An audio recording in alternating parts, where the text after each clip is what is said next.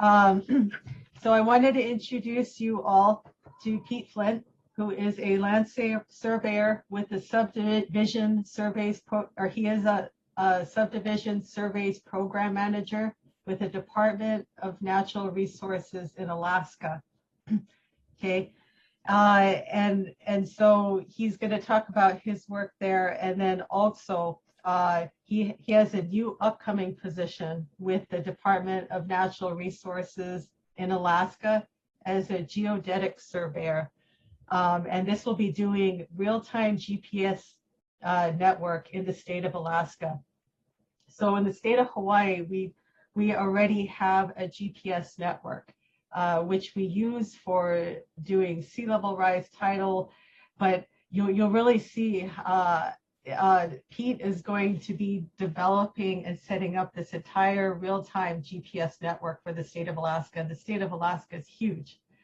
So when you see the amount of work it will be involving over several years, you'll be surprised. So, but I wanted to go ahead and turn this over to Pete. Thank you, Pete, for joining us. He's all the way in Alaska, Zooming. So very cool. We're very excited to have him. He's a good friend, good longtime friend. So thank you, Pete. Okay. Thanks everybody for having me. Like Oceana says, my name is Pete or Peter. I go by both, and you can call me whichever you like. I tend to call myself Pete, but I always write my name as Peter, so I confuse everyone that way. Just a little bit about me. Like she says, I'm the subdivisions surveys program manager for the state of Alaska Department of Natural Resources. What that means is I do a lot of contracting. I contract out a lot of boundary surveys before they get sold at auction, and we'll kind of talk about that more as we get into my presentation here. So I think we'll just get started. Let me share my screen, share the sound. And I was able today to track down someone from the IT department. So I got to add a really cool section of the presentation that we didn't talk about earlier this week. So I had to get the IT people to install a new program on my computer so we could add a section. Also, just kind of to show you what we're doing here, I have never used ArcGIS story maps before. I've seen a lot of super cool ones. So it's a little more interactive. And when I'm done, I think I can publish it to a public link so that anybody could come and click on it and open it up. I have a lot of files shared. As we go throughout it, it'll have links to files that will open. I currently have them all on my Microsoft OneDrive because I'm on my work computer, and my work computer doesn't let me access Google Drive for some reason. So you might have to create a Microsoft account. If it doesn't work, we can talk about it after, and I'd be happy to go through and put all my files onto a Google Drive and update it so that you guys can see it. But if I did it now, you wouldn't be able to see anything because I can't open it. So that's me over here in the corner. This is my land surveying story. I'm going to talk about the type of work surveyors in particular that I have done throughout my career, and combining technologies and future advancements. And the future advancements was kind of touched on a little bit already. I'm going to be starting a really cool new job as the geodetic surveyor, and we'll talk about that at the very end of my presentation. So where did I come from? Let me get out of the way so you can see. I came from the state of New York. I grew up in New York State. I went to surveying college at Paul Smith College. Like a lot of surveyors, I had a strange path to get into surveying. I grew up over here in this part of New York, and I always thought I wanted to be a math teacher. And I went to college, and then when I was a senior in college, I decided that really wasn't for me. And so I transferred colleges, and I came all the way up here into the middle of New York at a a little tiny school called Paul Smith College. And we can zoom in there. That's a fast zoom. So I went to this really cool little college in the middle of the Adirondack Mountains in New York that was situated on these beautiful lakes. And I got to do a lot of really cool field work and stuff when I was in college. And so in 2008, I moved to Alaska. You know, I made the 5,000-mile journey or whatever it is driving.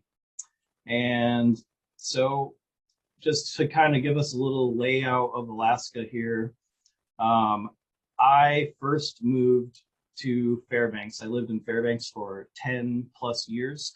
I met my lovely wife in Fairbanks, and that's also where I met Oceana.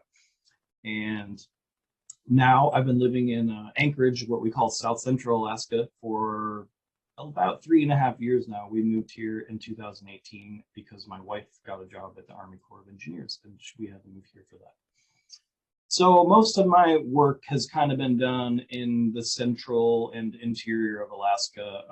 If we zoom out a little bit, this over here where Juneau is kind of what we refer to as Southeast Alaska, and this is the Aleutians and Northern Alaska and Western Alaska, obviously. And also, if anybody has any questions, you could just please come off of mute and just interrupt me if you have any questions. I'm very happy to divert and talk about whatever you guys are interested in talking about. So, what is surveying? You guys are taking a surveying class. There is a lot to it. I wanted to get a little bit into what surveying is. So this is a very nice website as a resource if you want to ever learn a little bit about surveying. It's called beasurveyor.com. It's put on by a lot of different organizations. I think NCS pays for some of it. The National Society of Professional Surveyors pays for some of it. And the point of it is to really let people know what surveyors do, how you can become a surveyor. I'm not sure if you guys know this, but most surveyors are, I think the average age of a professional land surveyor, you know, a person with a license, is pushing 60 years old. So we got a lot of people in our profession that are retiring or about to retire, and we don't have that many people coming in to replace them. And so my industry is kind of at a crossroads where we really need to market ourselves and our abilities for what we can do. And so this website is kind of part of that. You can read some stories. We've got our online publications. There's a whole other thing about getting kids into surveying, and that is about going into schools and colleges and, you know, really working to promote ourselves and showing people what we can do. So let's kind of start off here and what surveying is. So we have a lot of different types of surveys. We have, you know, this is a subset of them. We have boundary surveys, construction surveys, forensic, geodesy, which I'm gonna hopefully be getting a lot more into in the next few years of my life. GIS analysts. GIS is a huge and powerful tool. All of you probably know ARC. I'm not a what I would refer to as a power ARC user. I know enough to do some damage in ARC and not much more than that. There's marine surveying, hydrography. Being in Hawaii, there must be a lot of hydrography surveying going on, people that only specialize in that. Mining, photogrammetry, and topography. Transportation engineering course, you are going to deal with a lot of topography, just pre-design surveys. You go and do a bunch of topography and then make it into surfaces and stuff in AutoCAD and give it along to the design team who, you know, takes it from there and makes some kind of new transportation. I worked in transportation industry for a long time, and with roads in particular and stuff like that. So that kind of brings me just to a little point about, you know, what does it actually take to become a surveyor? So we'll click on the little licensing part here, and oh man, it's going pretty quickly. So much like engineers, surveyors are licensed. We have a code of conduct that we have to follow, all the same kinds of things. And we take exams administered by NCs just like engineers do. So I took the fundamentals of surveying exam, and then I had to work for a bunch of years, and then I took the professional surveying exam. The one major difference between surveyors and engineers is that each state has a lot of laws and regulations that pertain to surveying, and they're not, some of them are not remotely similar. Surveying in Hawaii is incredibly different than surveying in Alaska.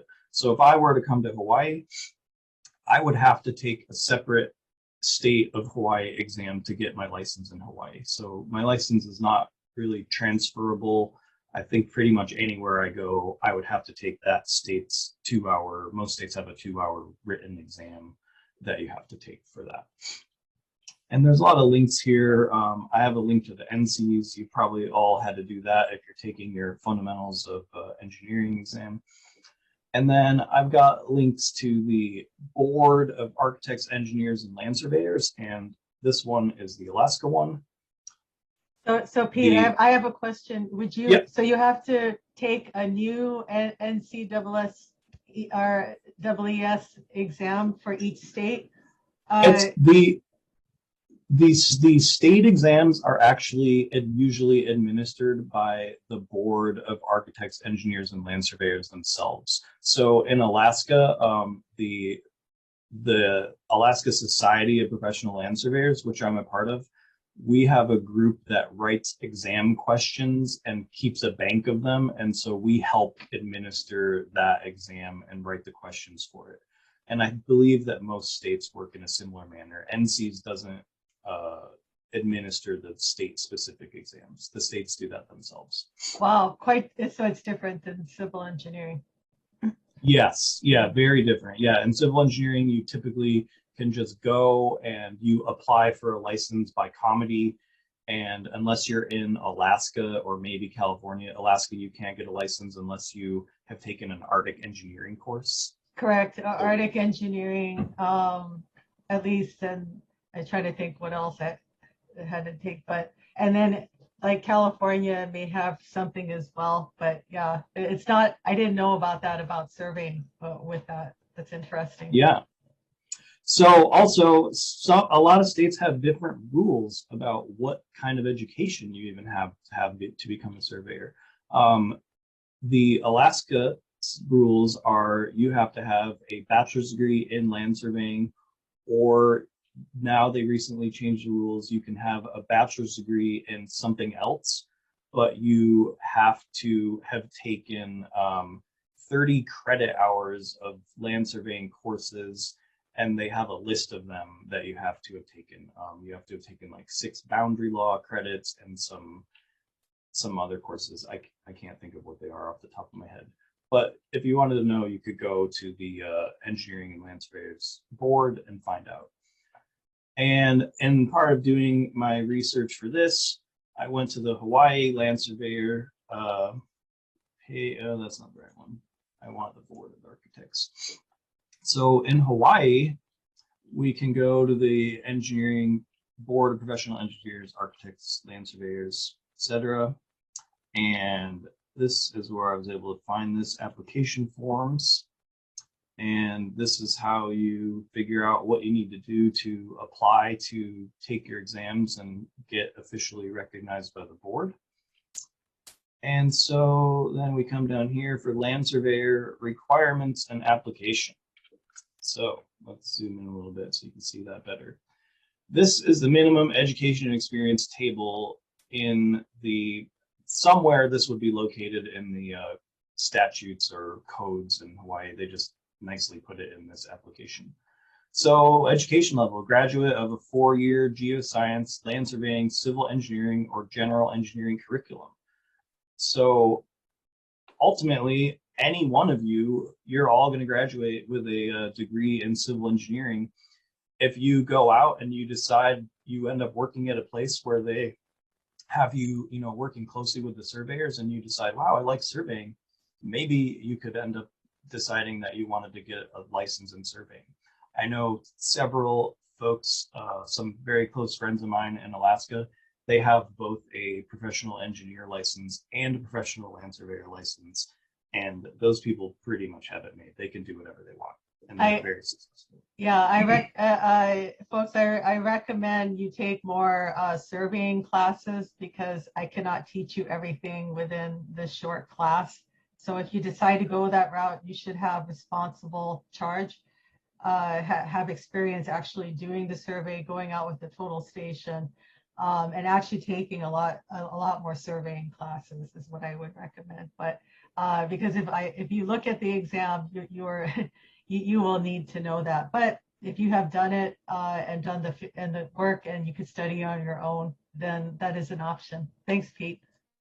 Yeah, and Hawaii is one of the states where you can kind of see over here, you have to have worked for 3 years with responsible charge and pass both your FS and your PS, or they will let you take the surveying exams in Hawaii if you have 15 years of responsible charge. I personally think that that's pretty innovative. There's a lot of surveyors out there I know that have been working in surveying for 20 plus years, and they, for whatever reason, they decided not to go to college, and they're kind of topped out as far as what they can do because they happen to live in a state that won't let them do that. So I think that's a pretty neat option. My state is not like that. I know there are a couple others. The state of Washington has some kind of really long that's a long time. 15 years is a long time. And so there's a couple other states out there that have the same type of structure as Hawaii does. Okay, let's close those so I don't get bogged down. All right, and so we got our first picture here. Let's bring that up. This is a photo that I took. So what I was doing here is, this is a piece of Tyvek, and it's I think it's 2 feet wide or so, and this L shape is 8 by 8. And I think this is out in way northern Alaska. Northern Fairbanks. I got dropped off in a helicopter here, and they were doing a LiDAR survey. And this is how we did the ground control for the aerial photographs in the LiDAR and aerial photography survey. They fly at, I don't know, whatever, maybe 20, 30,000 feet. They take all the pictures and stitch them together and overlap, with the overlap and stitching them together. And then I couldn't load the photo. I have one, but it's much too big to load. You can actually see these L-shaped things from the photographs, and these have a precise GPS position where they're located, and that's actually how they tie the photo to the ground, is by having folks like me go out there and set these photo panels up while they're flying the area.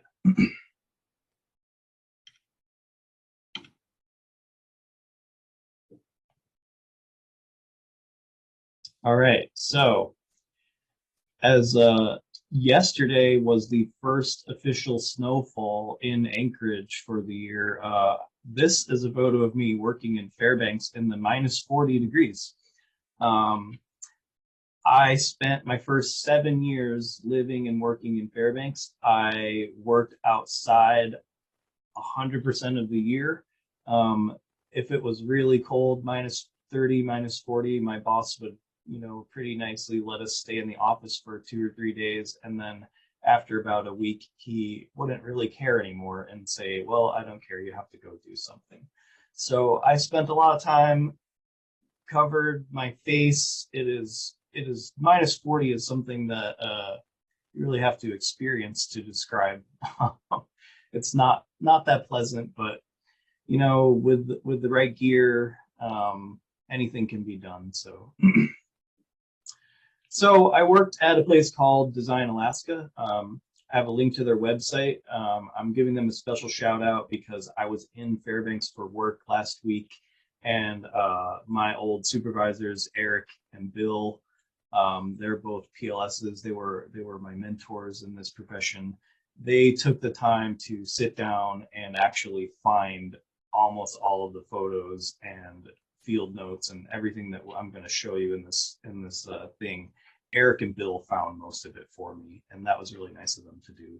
So I gave them a special shout out here at the beginning. So just another quick map.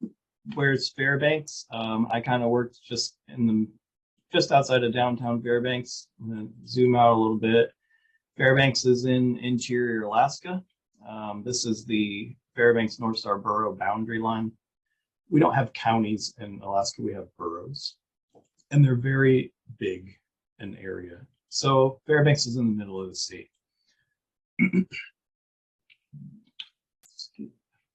Some more nice photos. This is a picture of, I think this was right around the winter solstice, and this is about as high as the sun gets in the sky at winter solstice in Fairbanks. I would say the sun's probably in the sky for 3.5 hours a day in the middle of winter in Fairbanks. It's pretty cold and it's pretty dark, but this is pretty beautiful too. So it had its pluses and minuses of living there.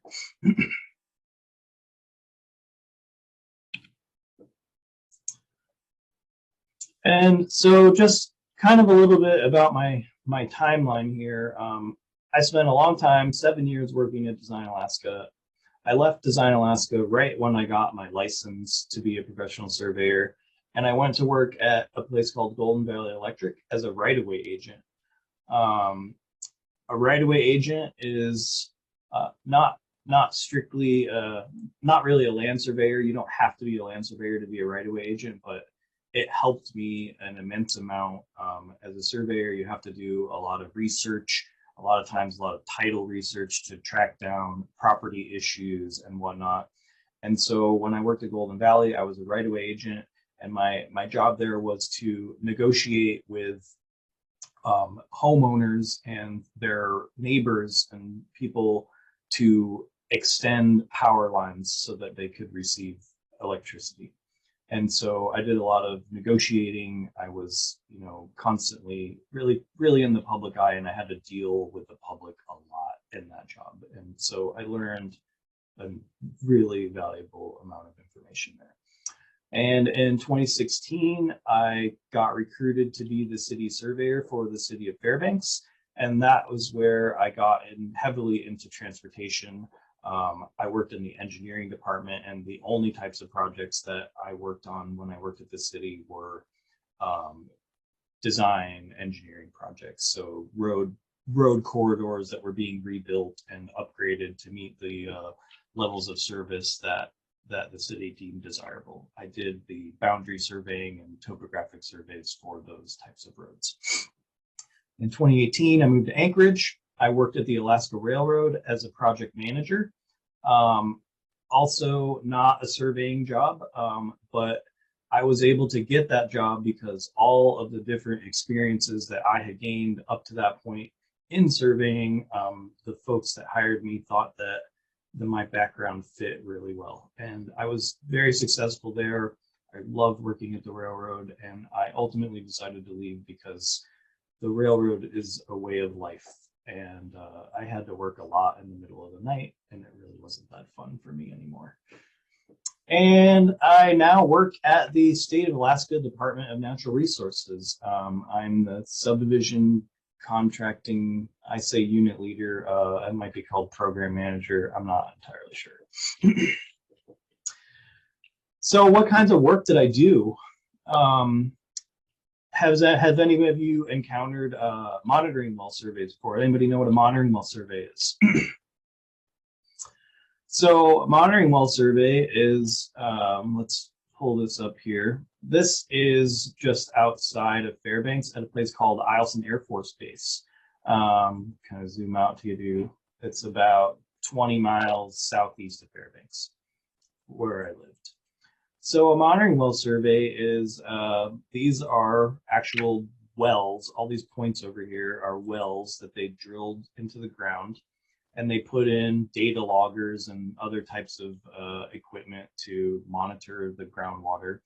And my job as a surveyor in a monitoring well survey is to go, and each of these things is usually they drill a hole and then they put like a 2-inch PVC as a casing in the hole, so then they can drop their equipment down in the hole and measure the water.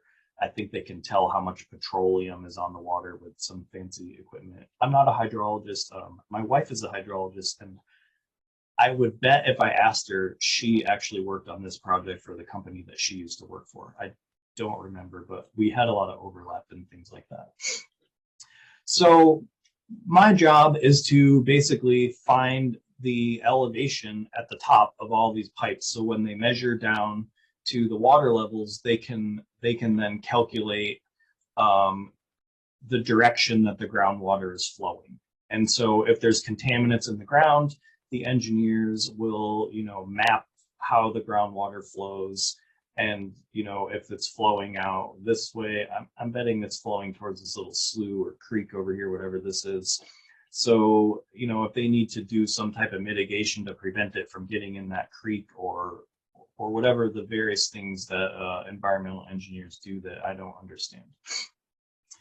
So how do we do this?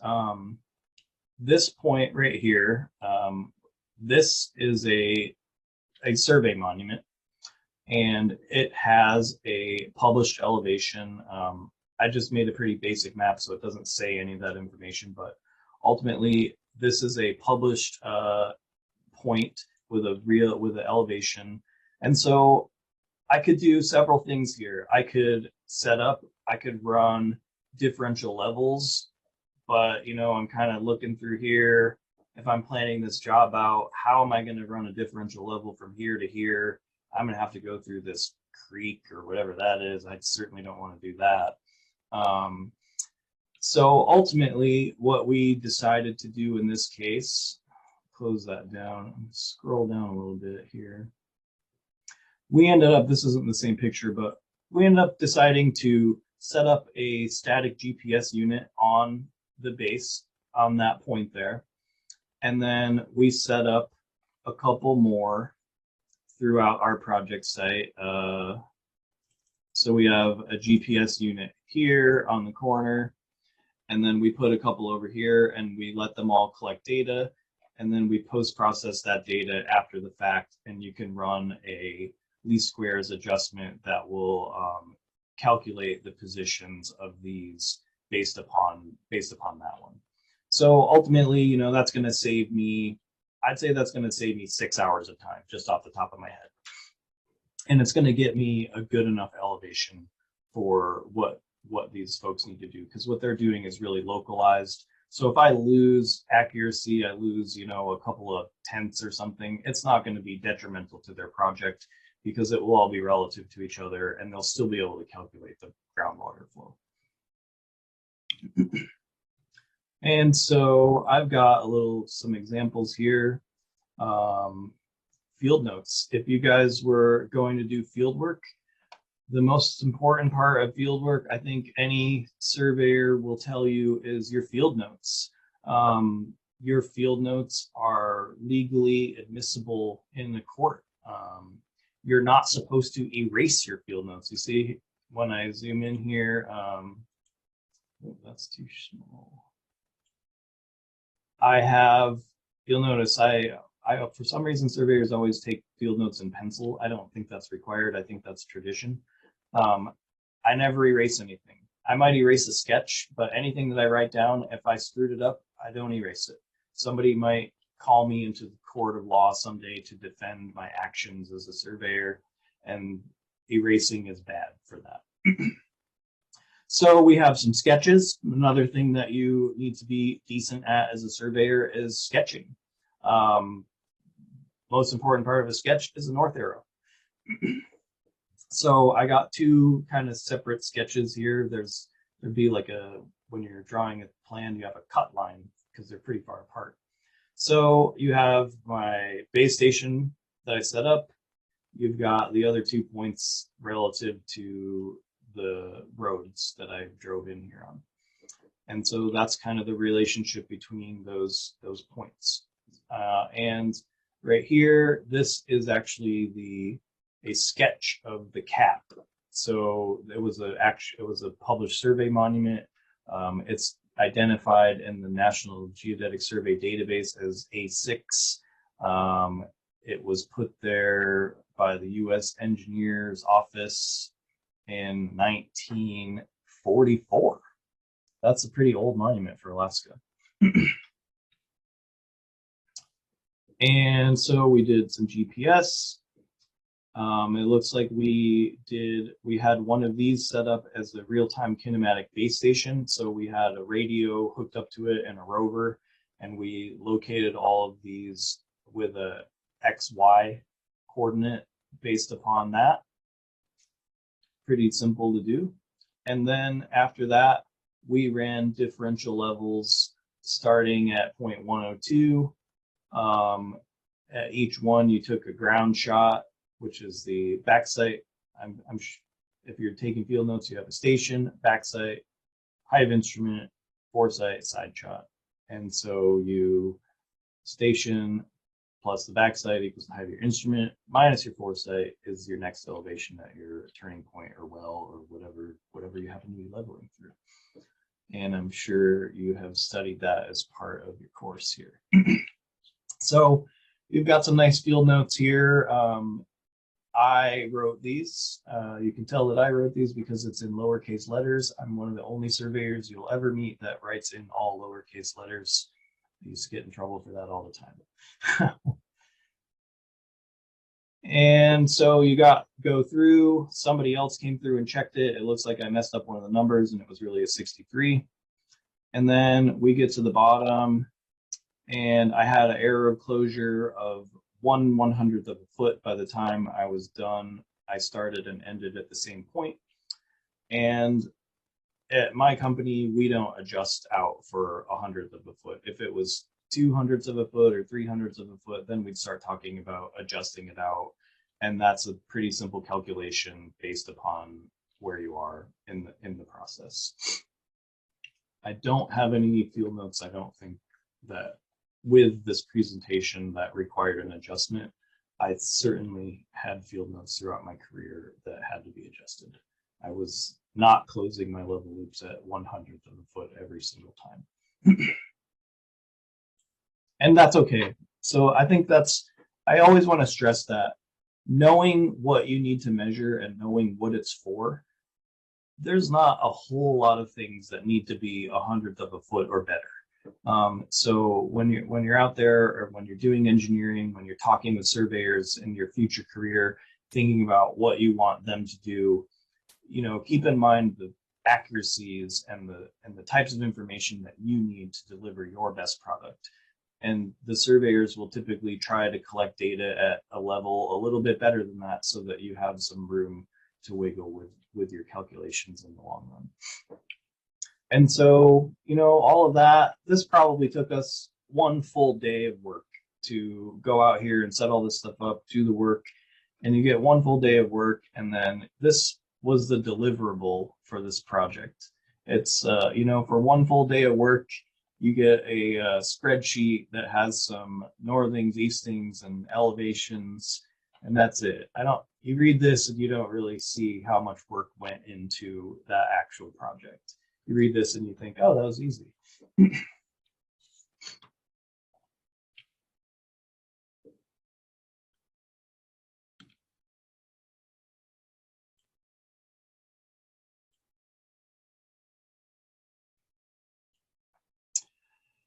Okay. So this, a lot of you have seen or maybe even completed some topographic surveys before. This is a survey near the airport in Fairbanks. I think this is the post office. This is how many, at the end of every day when I did a topographic survey, our software let us just import the points into Google Earth so that you could see what kind of coverage you got and then plan out what I still needed to go do. So this was one day's worth of work. We typically shot topographic surveys on a 50-foot grid. It looks like there was two of us. There's a lot of point numbers in the thousands, so it looks like one person collected all this stuff on the road out here in the 1,000 point series, and then one of us collected points in the 5,000 series. So we can cover a lot of ground in a day with two people out with a rover. Having these nice features nowadays where you can just come back and plop it into Google Earth and see what's going on. You know, the next day I went back, I clearly needed to go fill this part in. I needed to fill that part in. Man, Google Earth really makes planning for things a lot easier. And anytime you can plan better, it makes your work go better. This is my former colleague, Josh. It was obviously very buggy that day. He's wearing a full bug suit. This is a survey monument. And so you might ask yourself, why am I locating it over here as opposed to on top of the monument? Chances are we decided somebody hit that mark with their four-wheeler or something driving through here. And part of surveying is the main premise of boundary surveying is to follow in the footsteps of the person who did the work before you. So ultimately, our goal is to retrace what the person before us did. And so if this was bent, we dig it up and we figure out where it was initially, put in the ground. And so that's kind of probably the point where we deemed if the monument was standing straight, that would be the point in the ground. And then as part of this contract, we would have had to dig that monument up and replace it where it originally was. I remember this job. It was very fun. I did a lot of chainsawing, a lot of boundary surveying. It was a very nice summer.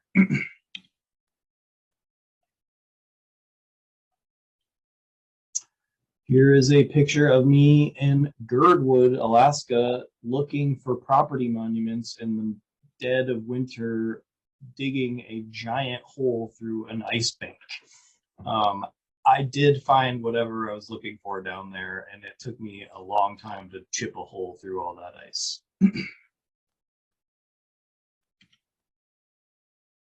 And we already saw this picture of the static GPS survey setup.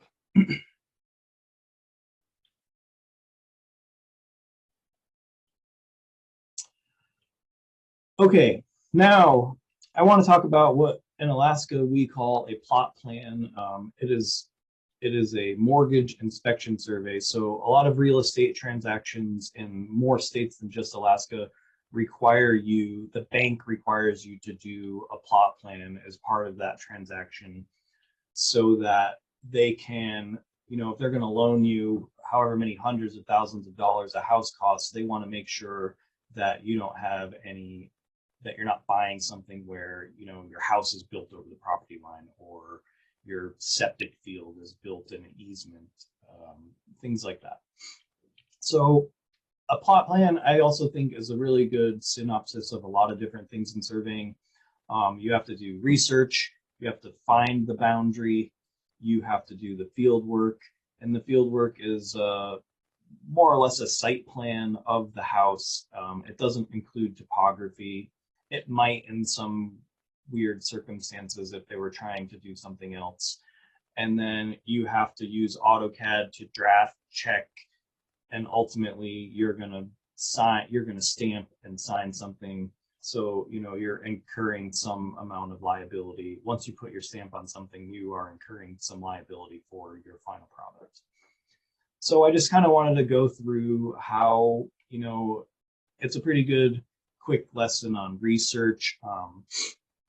So the best way to find out about properties and where they are and the official plats that govern them is going to be whatever your local GIS database is. Most counties and cities and government agencies keep pretty good records, and most bigger institutions now put them all into some type of online public GIS database. And so this is the Fairbanks North Star Borough GIS. It is very good. It is, there's links to tons of the documents that you want. You don't have to do much digging outside of this particular system if it's a newer subdivision. So let's hit OK. I want to go to, I wrote this down, so this is the parcel that I want to go to. Who's that guy? So let's kind of zoom out here. I'm in North Pole, Alaska, which is just outside of Fairbanks. It's to the southeast. So that's where I am. And where did I go? Back over here, right here. So this is a lot that we were contracted to do a mortgage survey for. So the first thing I want to do is do the research. So here's my starting point. I use the GIS, I type in the address, it miraculously takes me right to where I want to go. And so this one in Fairbanks, you hit the property summary page. I go to the property summary page, I find out all kinds of information. I've got lot 24 Greer subdivision. This is the neighborhood. I don't really know what that means. That's probably some kind of a borough identifier. Street address. Lot 24 is 76,000 square feet. So that's about an acre and a half, roughly, getting up to 2 acres. And then I've got a whole bunch of documents.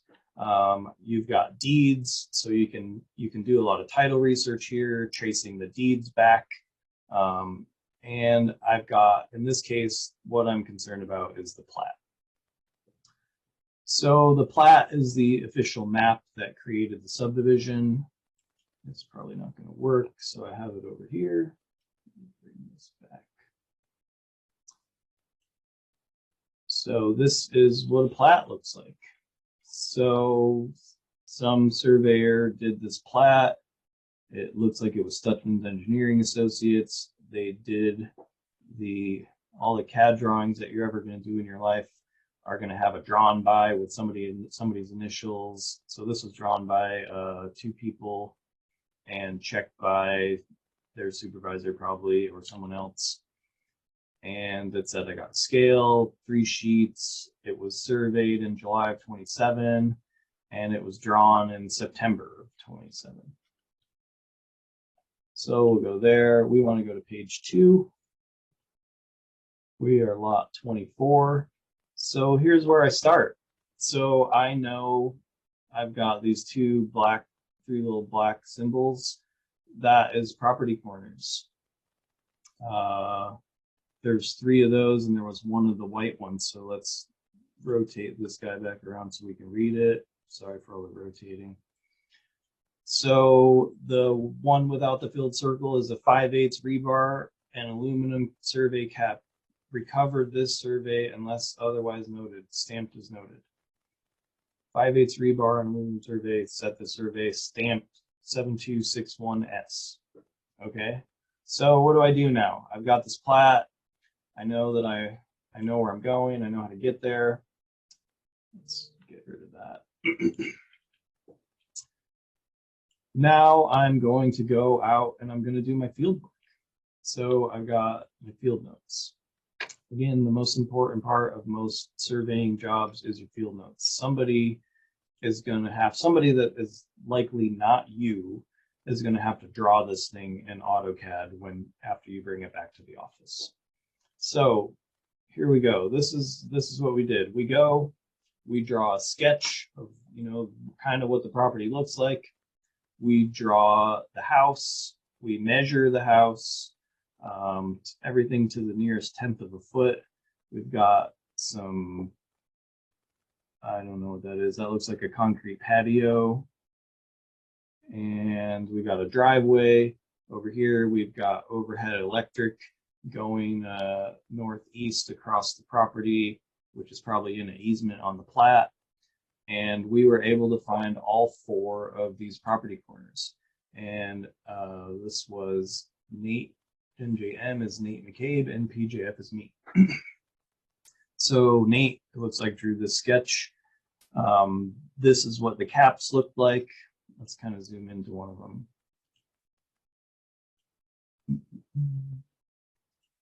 Oops.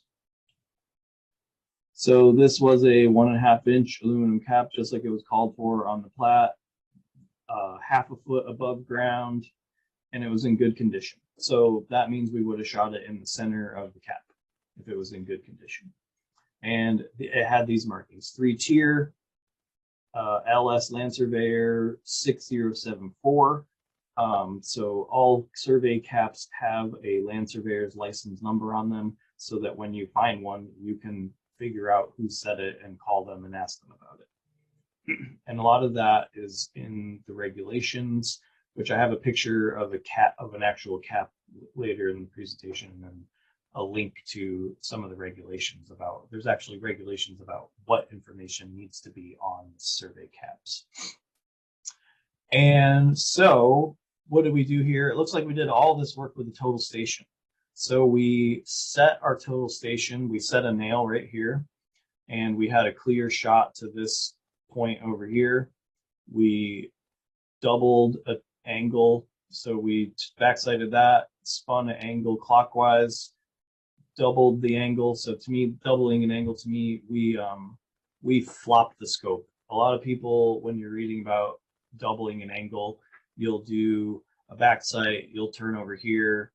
Most total stations have a button that you can hit hold, and so it'll hold that angle, and then you'll go back to the beginning, and then you'll release the hold and then measure the angle again, and you can double an angle that way. Or you can turn your angle, mark it down, you flop the scope, and they call it a phase 2 shot. So everything's off 100, everything should theoretically be off exactly 180 degrees. And you do that, and then you close your circle back to the beginning. And so, that works really well. But, with your talk about errors and measurement errors in this class, you can see my green here. So my initial angle was 109 degrees, 59 minutes, 38 seconds. And then I doubled the angle and I closed it out. You can see that I introduced 7 seconds of error just in the measurement of this thing, and that averaged out to be 4 seconds different than my first shot. 4 seconds over 170 feet is not a lot of error. So that is a perfectly acceptable amount of error, nothing to sneeze at, and move on with your day.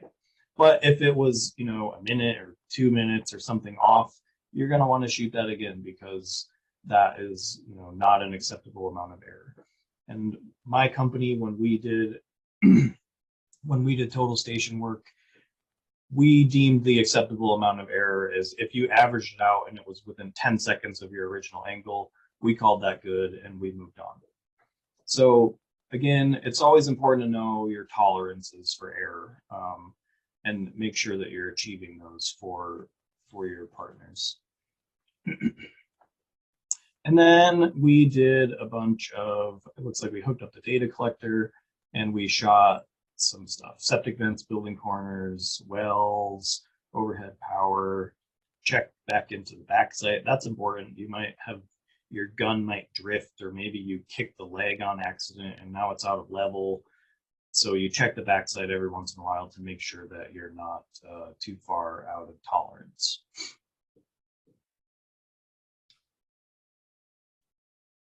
So those are what the field notes look like. And then I have a picture of what the final deliverable for a plot plan looks like. Again, I apologize for the rotating.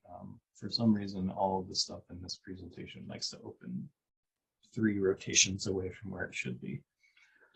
So this is a pretty simple CAD exercise. You would use the record plat to draw in the boundary.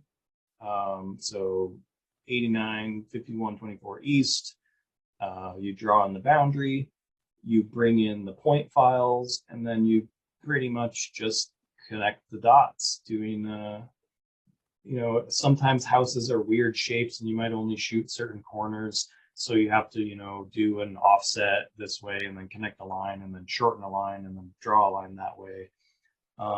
You know, it's all pretty once you get into CAD, those are the easiest parts of CAD for sure. And so the banks require us to put the distance that it is from the property line. A lot of places have building setbacks, so then the bank can check against the zoning and make sure that your stuff is where it's supposed to be. And if it is, you won't have any issues getting a loan. And if it's not in the right spot, let's say this had a building setback of 110 feet. If you try to buy a house that's within the building setback, you are going to have to end up getting a variance from whatever city or county you live in for that to happen. And that's going to hold up your closing costs, closing of buying your new house for. I just actually had it happen to me in Anchorage. I bought a house where my entire deck is built within a utility easement. My deck is actually over top of a storm sewer. It goes underneath my deck, and it held up the process of buying my house for 2 months at least. So, you know, if you ever buy a house, you got to watch out for that kind of stuff. And if you're ever building your own house, definitely try not to build your stuff in the places where you're not supposed to. It makes it very difficult to sell.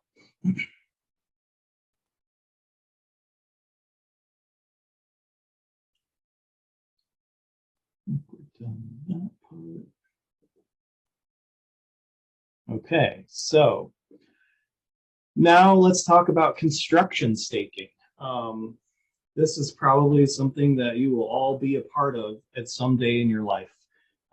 Whether you're the project engineer overseeing the construction site or doing whatever. I kind of wanted to use this slide to talk about which types of instruments do you use for whatever different types of work you're doing on a construction site. This was a housing project based in Fort Wainwright, Alaska. And Fort Wainwright is basically in the city of Fairbanks. So Fort Wainwright borders the city of Fairbanks. I think they count the Fort Wainwright people in the Fairbanks census, but I'm not actually sure about that, but I think they do. So this project was this chunk of housing on this 2-block stretch here. So that was this project. That's where we're located in the world. I always find it nice. This is actually the part of story maps that I like the best. It's pretty interactive, and I can swing in and out of maps. And it took me quite a while to put this together, but I think I will continue to use this program for any future presentations I give. So again, what are we doing here? Originally, this is all flat ground. The first thing that we came through and did was stake out the building excavation footprint. So there was probably 5 or 6 feet of silt here, which is not suitable to build on top of. So all of these houses had, you know, a 5, 6, 10-foot excavation that they then excavated the dirt out, filled up with gravel in your standard 6-inch lifts with compaction testing and all of the things that are involved in a normal construction project with dirt and gravel in particular. So what do I use for that? Do I use a total station or a GPS, or, you know, this wouldn't be a job for a differential level. You could easily do it with both the total station and GPS. In this case, the GPS is the fastest. GPS is good. You know, GPS is very consistently accurate to between 2 and 5 centimeters horizontally and 5 and 10 centimeters vertically. And so when we're talking about digging a 10-foot hole with something that has a bucket that's probably at least 3 feet wide, staking something out to the nearest 100th of a foot is pretty unnecessary. Whatever piece of equipment that guy's using, he can't dig to a 1/10 of a foot. The teeth on the bucket are probably 3/10 of a foot long. digging it up. So for that, we would set offsets, probably 10, 20-foot offsets just around the footprint of the building. And then they would dig the hole, fill it back up with gravel, and kind of be done with that part of their project. And why 20-foot offsets? You can set offsets at varying distances. You choose, you kind of choose your offset depending on how deep they have to dig the hole. OSHA, and I think it's OSHA would probably be the governing body here, but if you're digging down more than 4 feet, you either have to dig at a 4-to-1 slope, or you have to bench your dig. You bench your dig at 4 feet down and 4 feet over. So if I'm digging 8 feet down, I'm probably going out roughly 8 feet as well. So depending on how deep your hole is, that's kind of how far you're going to need to set your stakes so they don't get dug up. Because they get dug up, you figured out, oh, I set them in the wrong place. I have to go back and stake them out, and that probably costs my company money. Which, unfortunately, that's how the world works.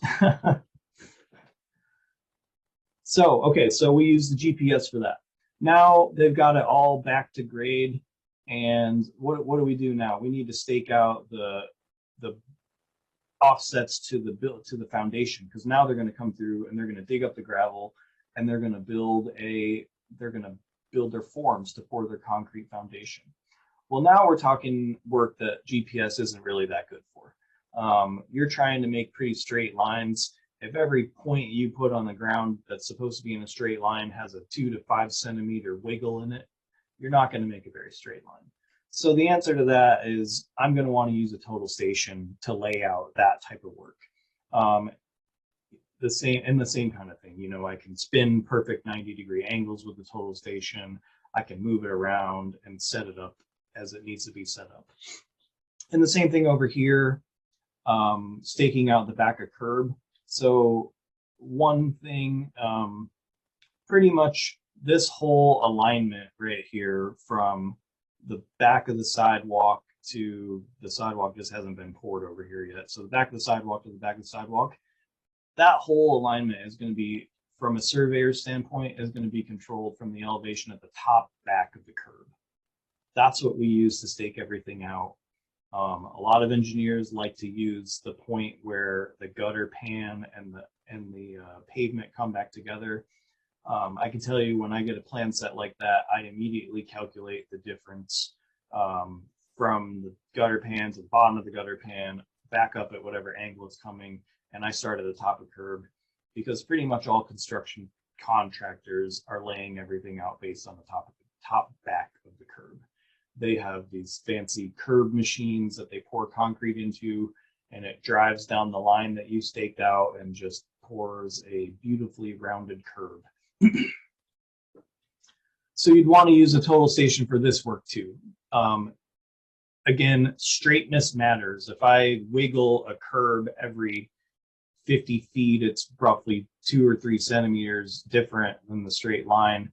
It's going to look weird at the end, and no one wants that to happen. You'll get a bad reputation fast. So we'd use a total station for that too. We'd set a 2-foot offset, backside all the way down there is 2-foot offset, and just stake out as we go along every 20 feet or 50 feet, whatever the contractor wants you to do, that's what you do in those situations. And in construction, I also use a lot of differential levels. This subdivision, the sewer is off the left of the screen. Behind these houses was the sewer line. Fairbanks is a pretty flat place, so we're having 1,500-foot lines of sewer and storm sewer they're gravity fed at 1% or 0.5% even for a storm sewer. That's even getting a little iffy with a total station about whether you're gonna meet that kind of tolerance. So for me, when I get something that I have to stake out with a really, really shallow grade, I'm gonna set out the horizontal points with a total station, and then I'm gonna go back through those stakes with a differential level and that's how I'm going to bring my elevation to them, to tell the contractors the cuts and fills to those particular manholes or whatever they might be.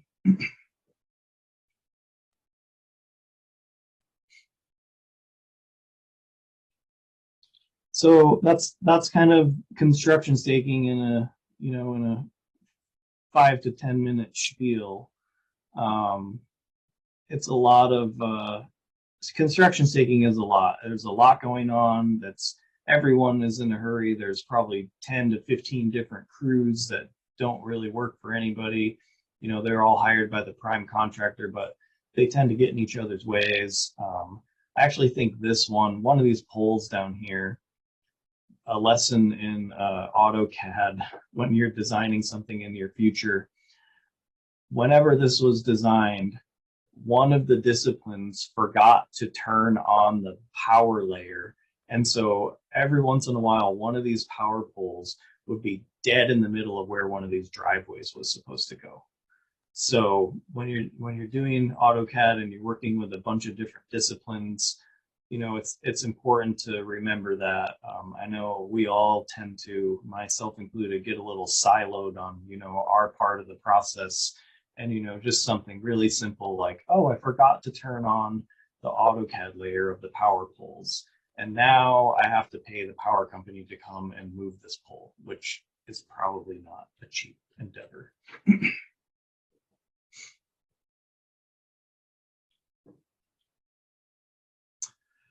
Okay, so we've kind of gotten to my time at Golden Valley Electric.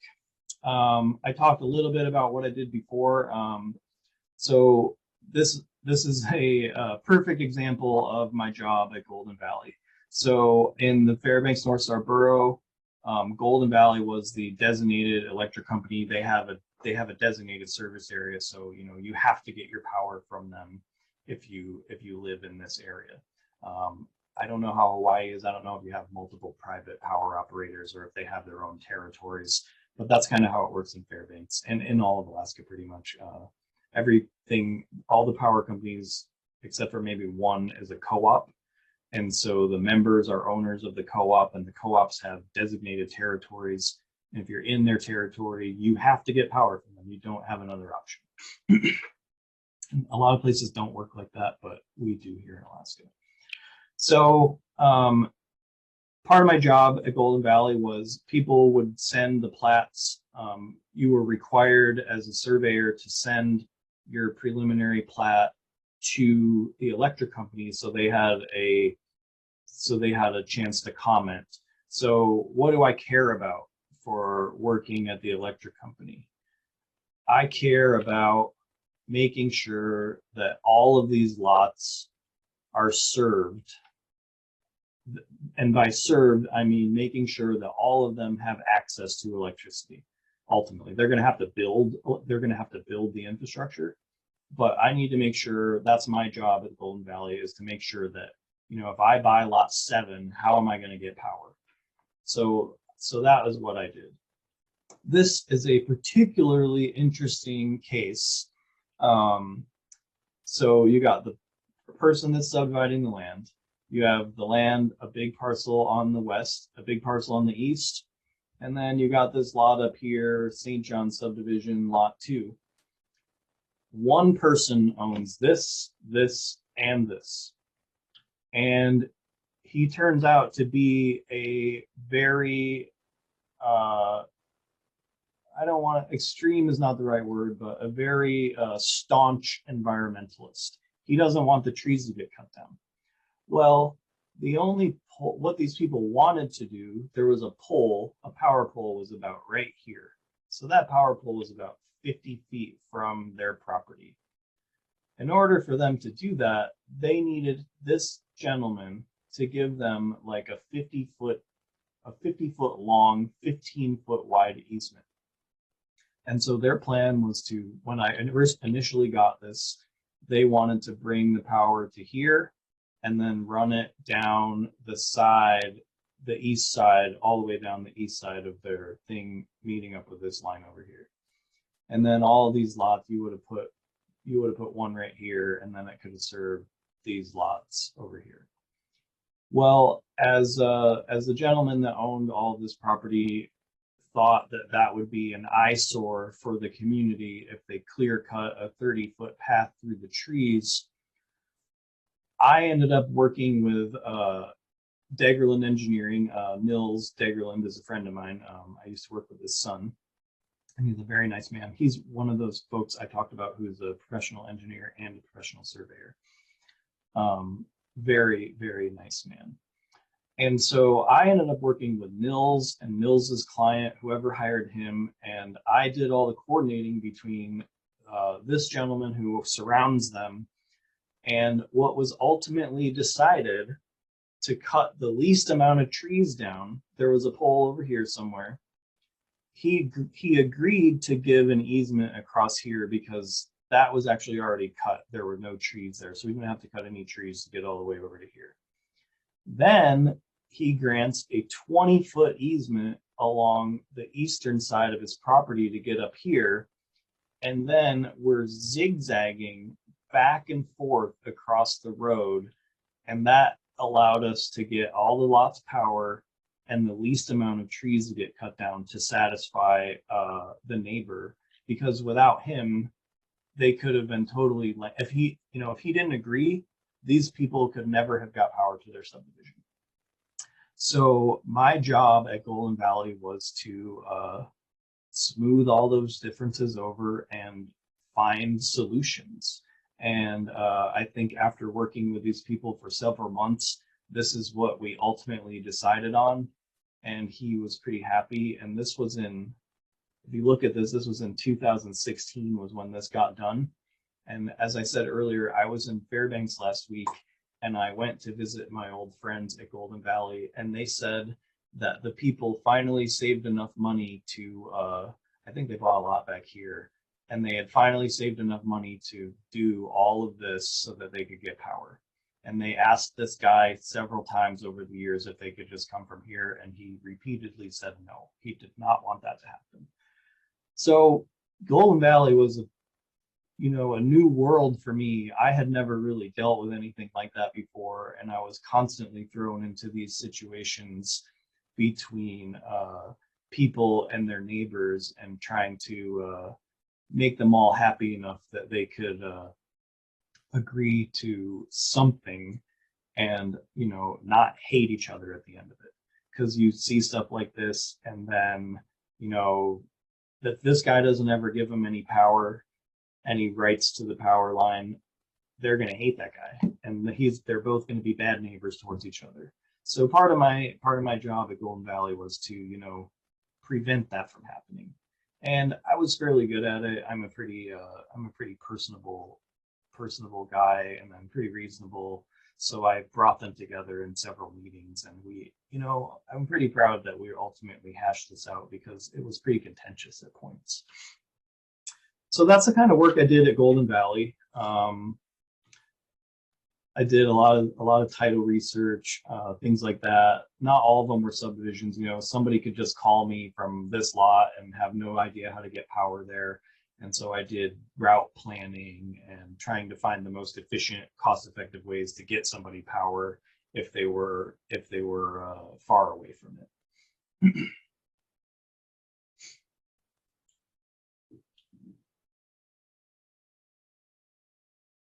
And so as part of that, you probably can't really see it that well. I don't want to click on it because it's just going to open up and be the same small.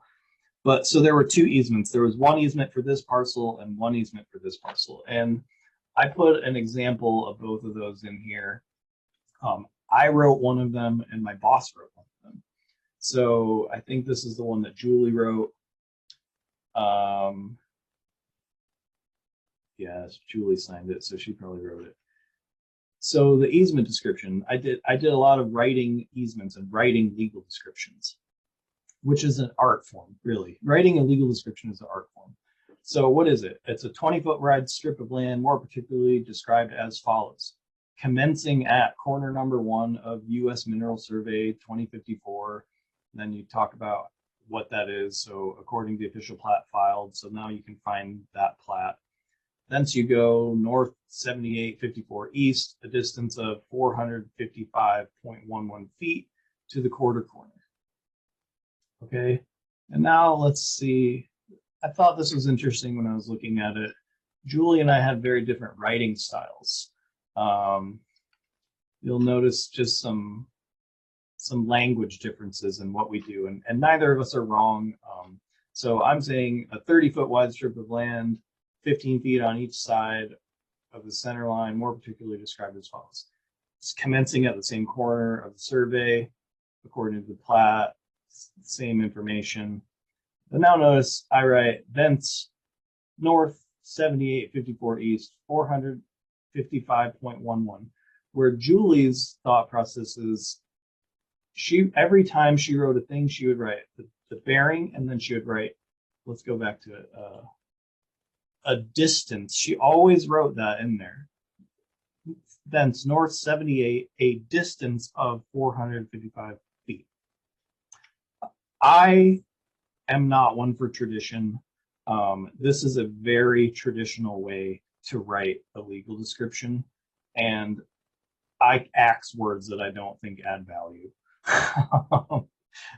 I say north 78 degrees, 455 feet. Well, to me, that's obviously a distance. So my legal descriptions, although they're pretty much exactly the same as my boss Julie's, I find some of these words unnecessary. So if you take a look at our legal descriptions, you'll see these nuances, and that's kind of why I say writing legal descriptions is an art form.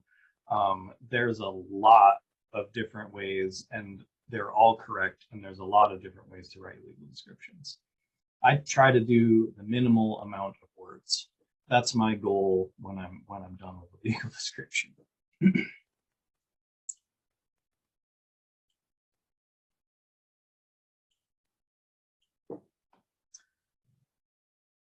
Okay. That's a little snippet of what I did at the Golden Valley. I'm going to skip over my time here at the city of Fairbanks for a minute because it fit better in the end of the presentation. So now we're going to talk about what I did at the railroad. Like I told you before, when I moved to Anchorage, there weren't really any surveying jobs that I wanted. And so I really went outside of my comfort zone to try and use my surveying experience to gain some other type of experience that I've never really been exposed to in a professional manner. I grew up around construction. I started working at my dad's construction company when I was 15, doing, using the plate compactor around the bases of foundations. I was in high school working 45 hours a week in the summertime, making a bunch of money, and it was fun. I learned a lot. I still to this day love construction. It's fun. And so we're going to talk about one particular project I did at the railroad. My job at the railroad, I was the project manager of public projects. And what that means is I represented the railroad's interests in third-party, basically third-party government-funded projects that impacted the railroad. And so I reviewed a lot of plan sets. They had to get the railroad owns their right-of-way in fee title. So the railroad owns it. If you want to do anything on the Alaska Railroad's property, you need to get their permission. And in some cases, that's not that easy to do. But in this case, my main job here at the railroad was I was ultimately the liaison between the railroad and the DOT. And the DOT owns the most crossings, so the crossings are permitted. It's because the railroad owns the right of way. If I want to put my road over top of the railroad's right of way, I need a permit from them that says that's okay. And as part of that permit, you have to maintain that crossing. So in 20 years, when the railroad says this crossing is no good anymore, it needs to be upgraded. Whoever owns the permit, in this case the DOT, was responsible for paying to upgrade that system. So instead of just, springing this on them, we did a pretty thorough job. We had yearly meetings where we would sit down and talk about our priorities, both of our priorities as the DOT and the railroad. And this particular crossing, this is in downtown Anchorage. It's C Street. It's right as the track splits out and goes into the railroad's yard. This is the railroad's main yard in Anchorage here. And so what we do here, we're going to zoom in. This was a pretty interesting project for me. This is my office building. This was where I worked. And so everyone that I work with can then watch out the window and look at me and see if I'm doing a good job and if I'm still on schedule. That's a weird situation to be in. So this is where we're located. Little zoom out again, a little extra background. This is the Port of Anchorage. There are two ways into the Port of Anchorage. There's a bridge that goes over the creek and comes down into the port, and that's where most of the truck traffic goes. And then this is the alternative route into the port. You have to come here and you have to go over the crossing that I'm about to rip out and into the port. So there are, things that are too heavy to drive over the bridge. And in this particular case, we were trying to work with and plan around. There was a crane that was being hauled out, and they didn't get there before I dug it up. So the crane had to sit here for 3 days while I was putting the tracks back together. And I got a lot of calls from the truckers union, very upset that I was doing this work. I probably cost someone a lot of money, but I did give them a lot of advance warning that I was going to be there. So a little side story, you have to be good at dealing with people in engineering and surveying and project management. It's always keep that in mind. Any circumstance, you need to maintain your cool. And when you do, people really appreciate it. As much as that guy called and yelled at me on the phone over the course of the 5 days of my project, when I was done, he told my bosses that I did a good job and that he was happy to work with me. I never would have guessed that he would have said that, but I was nice to him. I was very straightforward with him, and I did actually get the job done in the amount of time I said it was going to take. So this is going to be more of a picture show here because railroad pictures are cool. Hawaii, I don't believe, has any railroads. Is that right, Oceana? Correct. That's correct. Okay, so this is not like the mainland, of course. So yeah. Okay. We have one, but it's more touristy.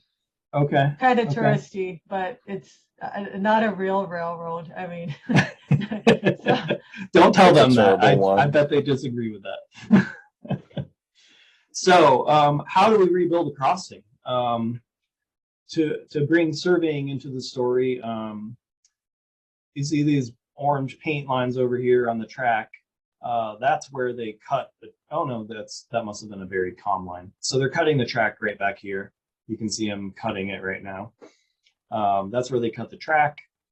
And so all I did for this project, as far as surveying wise, because I was both the project manager and the one who did all the grading for them, I used a laser level. All I did for this was a laser level. They cut the track there. The track needs to go back roughly in the same position that it was. So I've got a laser level shot on this end of the track.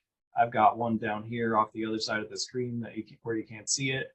And so whatever angle that is between them, if that's running at a 1% grade, or it's probably flat even because the road looks pretty flat. So that's the only thing I'm using to control this construction site is one laser level. And it's all based upon the top of the tie. You calculate however thick, whatever gauge the tie is, that means whatever height it is. And then we had to have 1 foot of ballast below the bottom of the ties. So that's roughly 18 inches below the top of the tie in this case. So that's pretty easy to do with a laser level. You can set it up and take a couple shots, and then you know where to stop the bottom of your excavation. You know where to stop filling when they come back in and put the ballast in. Okay, so first thing, we're going to cut the pavement.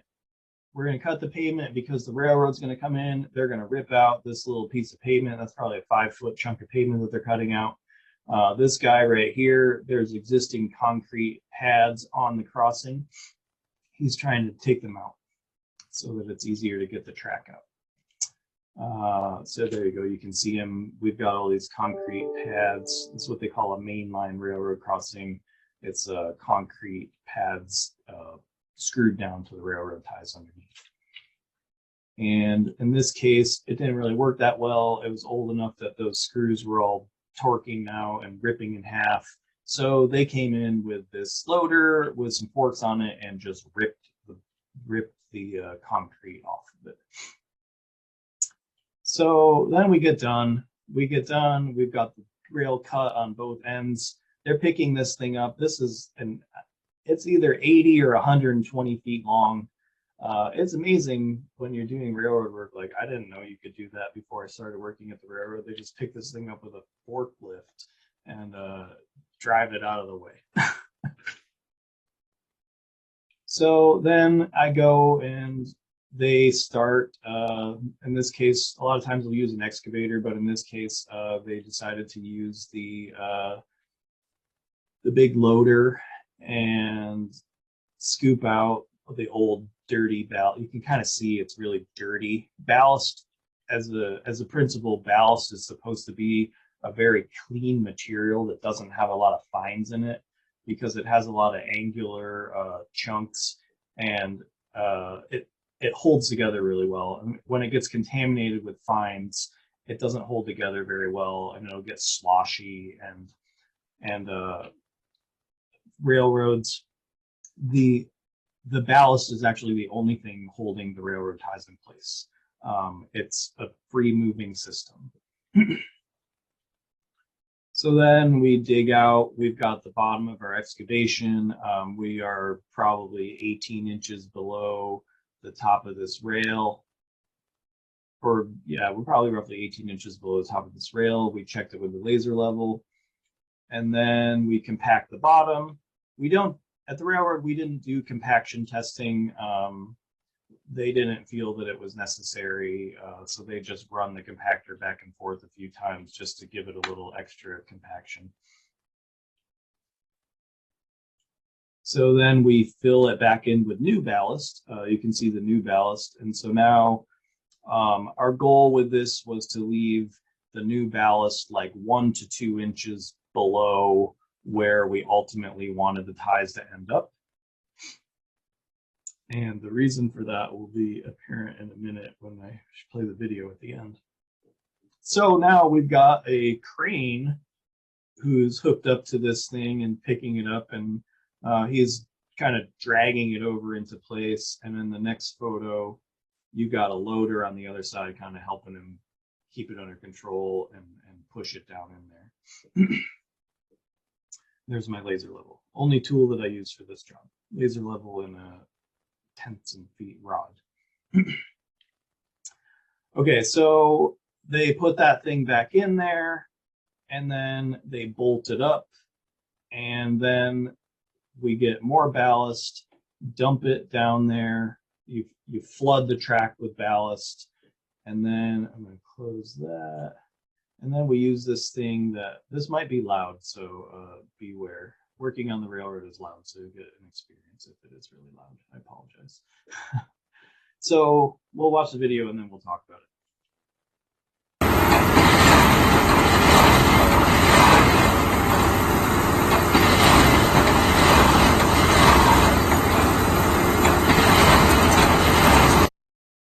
Okay, so this thing is called a tamper. What it does is, that's why we left it low. So you flood this thing in with ballast, then this piece of track equipment comes on. These little things right here, they're on each side of the track, and it grabs the track, picks it up in the air to its desired finish elevation, And then the tamping heads, there's there's probably 16 of them all the way across there. They squeeze the ballast underneath it and squeeze the ballast together, and then it's a more stable surface. So you go through that process. He probably ran through here a couple times. They flood it with ballast again. He does it a few more times until the ballast is up till about the top of the ties. And then, you know, railroads are crazy. That's the only thing that locks a railroad in place is the ballast and the ties. The ties are in the ballast. They kind of float around a little bit. It was definitely a wild experience, my 2 years working for the railroad. Okay, so what do I do now? Now I work for the DNR land surveys section. I'm going to quickly go to our website. You can look at this. This is our staff. We have Gwen, she's the chief surveyor. By the way, it's awesome to have a woman as a chief surveyor. There's not a whole lot of women in land surveying to begin with. So we have a pretty awesome group, several really great women that work in our department. Kevin is my boss. There's Stan and Larry. And so we go down to here. That's Kevin. He's my unit manager. And there's me. I am the subdivision surveys program manager. This is kind of the other things I do. I write survey instructions. I do cost estimates. I write requests for proposals. And then I do a lot of random stuff too. Special projects just means like random stuff that people ask me to do. And we've got Kimra, and we have one vacant position right now. I think we actually just filled it. And the guy should be starting on November 1st, and he's going to be a Fairbanks employee. So that's our website. And I work very closely with the land sales people. We have auctions. I encourage you maybe on some spare time. I see that we're already getting to 6 here, so I'm going to breeze through this part. The state of Alaska sells land. We have land auctions. There's a brochure. My job here is a group that I'm a part of, but I don't lead the whole group. The land sales people identify areas of land that they want to sell. Someone in my group does preliminary designs for subdivisions, and then those preliminary subdivision designs come to me, and I write survey instructions. And to me, so writing survey instructions means I write in a document, you know, you have to recover X amount of corners that control this parcel. We want you to put in X amount of rights of way, things of that nature. There needs to be 10 lots. None of the lots can be over a certain amount of acreage or under a certain amount of acreage. Ooh, hang on one second. I'm going to stand up. All my lights just got turned off. It's 6 o'clock. That means it's time to go home. They turn off all the lights at 6. And I can't turn them back on. So, okay. So I write survey instructions, etc. And then I do the contracting for all of that. So we put out a request for proposal. We get those proposals back. Sometimes we just had one that 7 people put in a bid for the proposal. So then we have to score all the proposals, and we end up, I am always the proposal scorer, and then we have a rotating group of people that also score the proposals. And the highest score based on all of our combined scores is the winner. Then we enter into negotiations with whoever the apparent winner is. And it's pretty rare that we don't agree on a price, and then they move forward with the survey.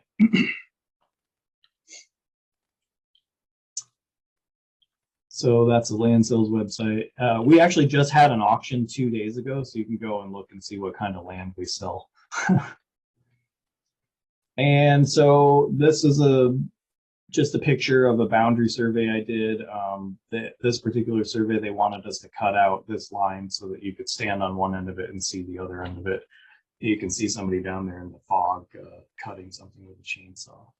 And this was, you can see a little map over here, Fairbanks. This was kind of out here in the middle of nowhere between Fairbanks and Indiana. So just kind of a walkthrough of what I'm actually doing here. So at some point, the state of Alaska identified that they wanted to sell this chunk of land right here. This is a different subdivision. It's called Sky Ridge subdivision. I actually did all the field work for this when I worked at Design Alaska, and my life has come full circle where I am now contracting this out. And the last contract I put out, Design Alaska won. And it's all pretty interesting how it all ties together. So we did that. And to me, so what do you have to do? You have to go out and you have to recover all the monuments. So in the survey instructions, it will say there's monuments on the exterior. You know, you have to recover all these monuments to control your parcel. And then they'll recover all the monuments. They'll do whatever else is in the instructions. And then they'll present back to us, okay, we found all these monuments. We might have had to replace a couple of them. And then they'll propose that, you know, we're going to set corners in all these locations and that meets your requirements. And, you know, it's ultimately, it sounds like a pretty simple process, and a lot of times it is. We don't encounter too many hiccups with the contracting where we're getting in fights with our contractors and whatnot. So I have an RFP. I'm going to skip over that. That's a really long document, and it'll take me a while trying to find what I'm looking for in that. But that's, if you want to see after the fact, that's what an RFP looks like. We write our survey instructions are in there. There's a lot of different stuff in there. So you win the proposal, and then you go out and you do the field work. You have to recover a whole bunch of monuments. So I recover the monuments. I'll show you just a couple pages of the field notes here. You can see that every time I recover a monument, I draw a picture of what it looks like.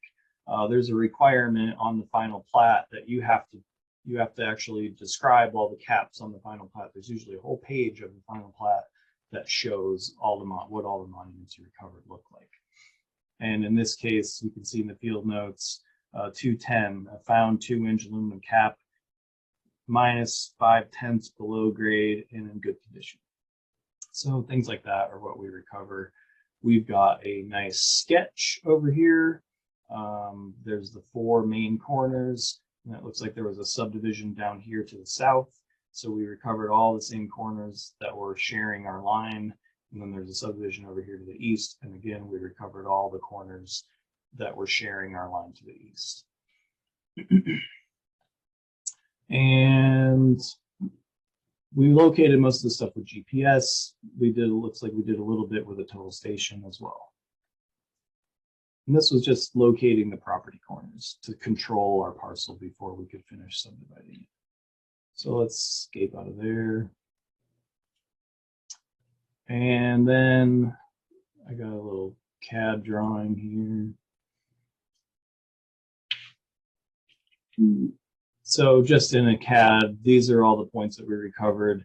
This is what people submit to me now and say, okay, I recovered these corners. I'm going to put all these other corners here.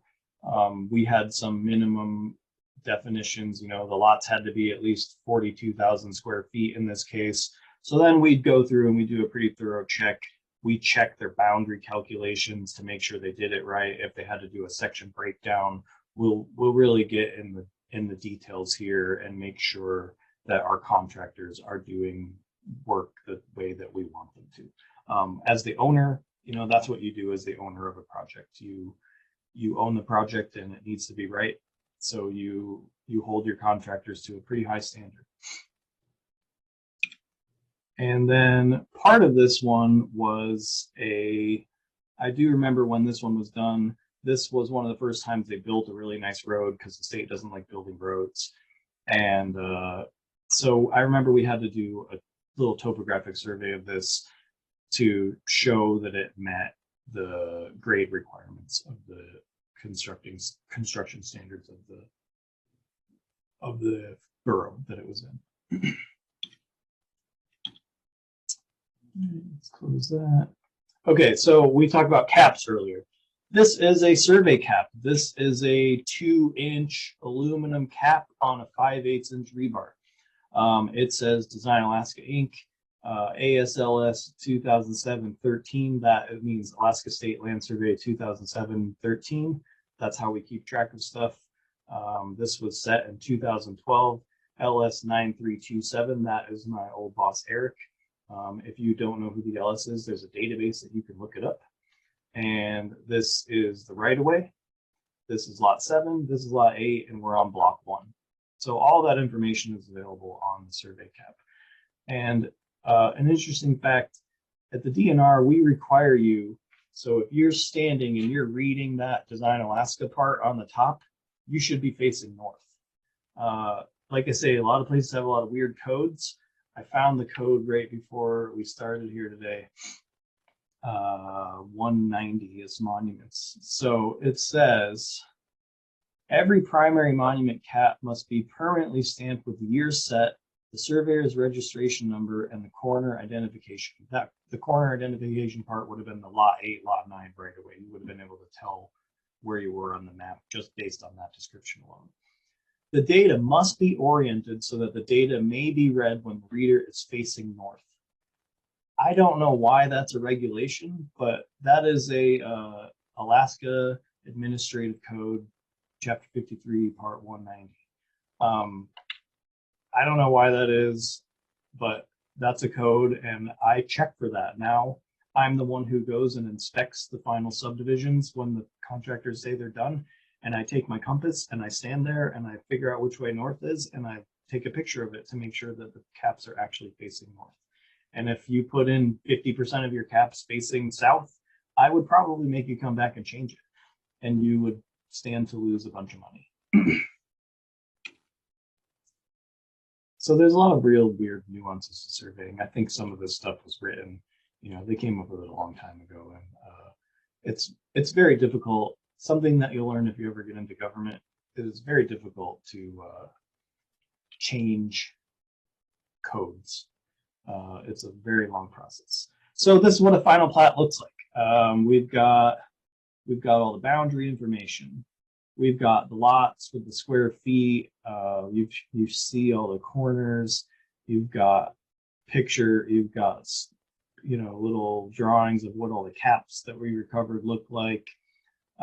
It goes out. There's easements drawn on there. This right here is actually there was a big cut that needed to be made, so it's a road slope easement because they needed to cut the slope back to the road to be I don't know, 2-to-1 or 3-to-1 or something, so they had to get an easement right there to do that. And then there's power easements. There was a drainage easement, all kinds of stuff. So there's a lot of notes. That's kind of what a final plat looks like. And I have a picture of a Hawaii plat. It won't load. You can click on it and download it. One major thing I noticed when I tried to find out as much as Hawaii as I could when I was doing this. The plats from what I do versus what I saw when I was downloading them from Honolulu, they were really different. It was, it took me 10 minutes to figure out what was going on. They didn't use, the one I looked at didn't use bearings. It used azimuths, and it seemed like the azimuth would face from south. So, it said 100 and some degrees, and then I found the north arrow, and it was like, oh, they're using south as a 0 point and going clockwise. Whereas in Alaska, if I was doing azimuths, I would be using north as a 0 point and going clockwise. So there's a lot of local traditions that are not necessarily written down, and depending on where you go, you're going to work for a while and then figure them out.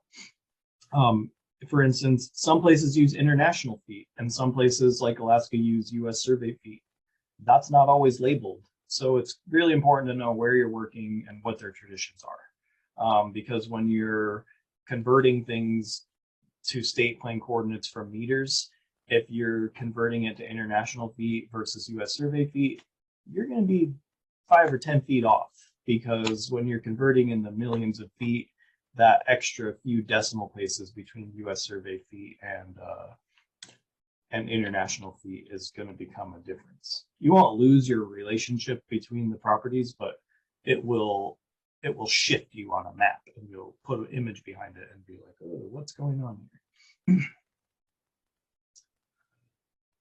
Okay, this one is the new part that Oceana did not get to see yesterday. So if this is the last thing we get to talk about, that's okay. I don't want to keep you longer than I'm supposed to. So when I worked at the city of Fairbanks, I told you I worked in transportation. Let's zoom out a little bit here. This is downtown. This was a project called the Mini Street Reconstruction. And I left before this ever got finished, but my job was to find all the property corners, etc., and do a topographic survey of this corridor, and it was like maybe half a mile long. I had recently lost my helper. He had moved on from employment at the city, and they would not let me hire a new helper.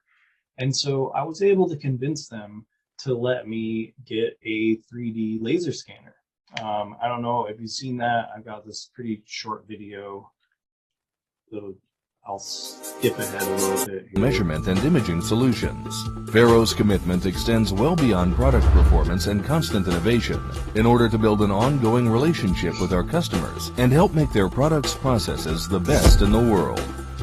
The Faro Laser Scanner Focus 3D is a high-speed three-dimensional laser scanner for the detailed measurement and documentation of large objects, spaces, and buildings. With a range of up to 120 meters, the Focus 3D creates photorealistic three-dimensional images of reality. Thanks to its intuitive control concept with a touchscreen display, it's as easy to operate as a digital camera. The rotating laser of the scanner touches, in the truest sense of the word, its surroundings. The laser beam is used to measure the distance to the object and, together with the device's rotation angle data, determines the coordinates in space. Several million of these 3D coordinates result in a complete three-dimensional impression of its surroundings. Yeah, that's a good place to stop that video. I can tell you that this thing was as simple to use as they said it was. The data processing on the back end was not that easy. But so Mini Street, I'm going to show you, I laser scanned this entire corridor, and I'm going to show you this little part right here. I have that open now. All right, so you got a top view. These are all points. This is all point data. So when you zoom in here, you can see over here, there's a little circle. There's nothing there. That's where I set my totals. That's where I set my laser scanner first setup. So I set it here. I set it here. I just piggybacked and forth across the road. I set it there.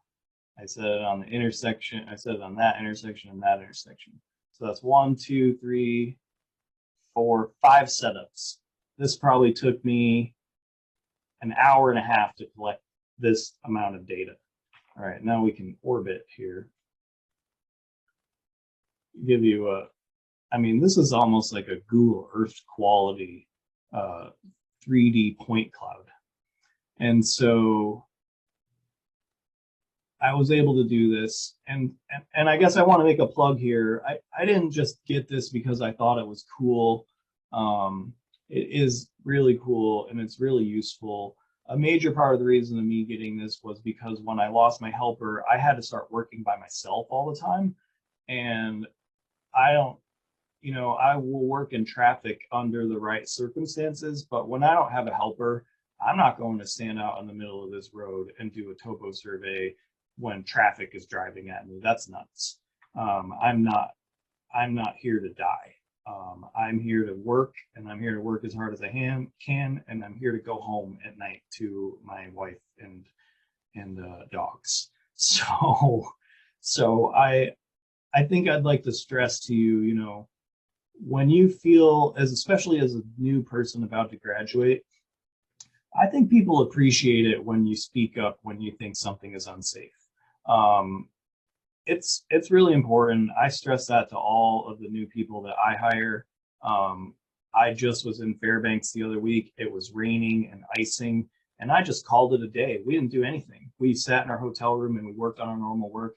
And we went home the next day and we skipped a whole site that we were supposed to do a topo survey on. And I made that call and I communicated that with all of my supervisors and the engineers that I was working with. And I said, you know, this is not safe and it's a safety issue and we're not going to do it. And everyone understands that. As a new person, I found it very hard to speak up in those circumstances. And it's important to speak up. Don't allow yourself to be put in situations that are unsafe. It's how people get hurt. And so I really like to stress that. I'm very big on safety. So whoops, what happened to my thing here? All right, so we got all this crazy data. You know, what do I do with this? So I've got my CAD drawing opened here. I can show you just a little bit about how they integrate. And that is it. So right now I have all the 2D stuff on. You can see that these are houses. We've got curb and gutter over here. This is going to be a typical drawing that you see in a transportation project. We got the lot lines. I recovered a whole bunch of monuments to control the lot lines, and then I don't have access to there's a whole bunch of add-ons to AutoCAD. Let's bring in my XREFs over here and let's turn it back on. So reload.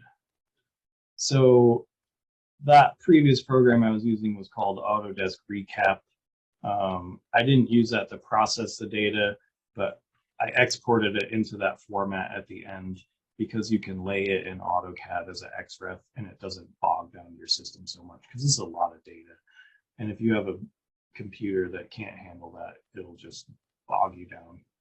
So again, these are all my point clouds. I don't have the tools anymore, but there's a lot of different add-on tools you can get to make drafting in 3D easier. So you can do all that kind of stuff. And you can rotate around and, you know, pretty much everything you want to do. And you can see everything lines up. I use this. It's essentially as good as an image, but it's point data. So I use this. I use all of the drafting features, twisting, you know, you can rotate and orbit just like that. I'm not going to do it in here because I don't have a very great computer, and it is, if I start rotating this thing around in 3D, my computer might actually crash because I don't do work like this anymore. So my computer is not built for this. I preloaded this a long time ago so that it would work for this class. And I've got you know, power poles. Red is the power. This is overhead power. You know, and then you might ask yourself, I didn't go out on the road and figure out how high this was above the ground. There's actually electrical regulations about how high a wire has to be above the road. And if that was out of compliance when they rebuilt this road, they'd have to probably make the pole taller. So we can go down here. Where am I here? We can go down. Right here is where I am. Let's go like that. So let's say I want to know, this is about the edge of the driving surface. You can see my laser scanner got a bunch of points that hit that little wire. So I want to measure. How do I measure? Oh, distance. There we go. So I want to go up there. I can hit that. And I can come down here. And I know that my point, the blue, is the Z location. So that point is 17 feet above the pavement. I don't, off the top of my head, know how far a comm line or an electric line has to be off the pavement, but you know, this is the type of information that you can use. You know, get this huge amount of data that you really have to parse down in order for it to be useful in a CAD drawing. But when you ultimately forgot to do something or didn't have time to do something, this is a wealth of information that if someone thinks of a question in a year after you've already done this work, you can open up these kinds of files and pretty much find whatever information they're going to want to see. And so this was a pretty cool process for me. I had never done anything like this before. The city kind of gave me the leeway to make it happen. They paid for all the equipment. As I said, I had to present before the city council meeting and talk about how it was much safer for me to do the work like this. And, you know, again, safety is a huge, huge deal in today's world. So when you can show that, okay, well, if you don't do this, you need to hire me another worker. And so that's how I was able to get all this equipment. And this is pretty much the same process as you would find. This is our drone that we have at the department, at my current job at the Department of Natural Resources. It's a DJI Matrice. It's got it's a 6-copter.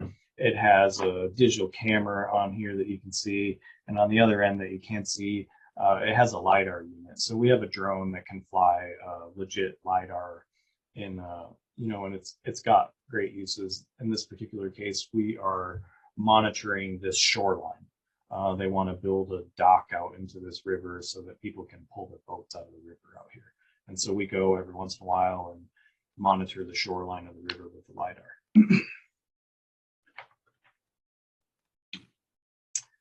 And that kind of brings me almost to the end. So this is going to be my new job. You guys might know what this is. So this is your traditional GPS setup. You have a base station, you have a radio that's connected to the base station, and you have a rover. The base station is on a known position. The radio broadcasts a correction signal to this rover. So the rover always knows where it is. If it's out in the open, you're going to be within 2 centimeters of where you think you are. That's a traditional GPS system. So what am I doing now?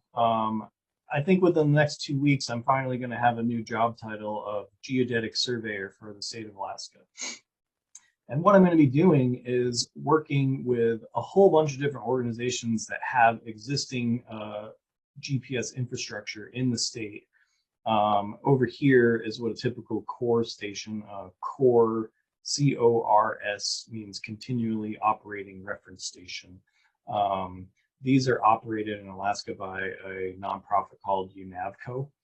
And I am going to work with UNAVCO. There's a bunch of people from the National Park Service that have been putting them up in all the national parks so that when their workers go to the park, they can use the internet connection to log directly into the base station without having to set up that previous example that we showed with the base station and the rover. At a minimum, it's going to save you $30,000 worth of equipment and 2 hours every day. Because by the time you drive somewhere, set up your base station, go to your work, you drive back, you take down your base station, you're talking about an hour or two of extra work you can do every day, and you don't have to buy 2 GPS units. So you're going to save a lot of money, and you're going to be able to get more work done. So I come at it from the perspective of a surveyor. This map over here is kind of where all of the infrastructure is or will be. I'm going to pay to upgrade some of the infrastructure. Some of the green ones they're all actually ready to go right now. And then I'm going to work with our partners to figure out what needs to happen to the other ones in order to make them both log data and transmit that data to my web server in real time. And what will happen is all these will ultimately communicate with my web server, and my web server will spit back out a correction signal just like you got from your regular base station setup, and it will give you your centimeter accuracy throughout a huge portion of the state. So this area between Fairbanks and Anchorage and Kodiak all the way out here to Eagle is year 1. Whoa.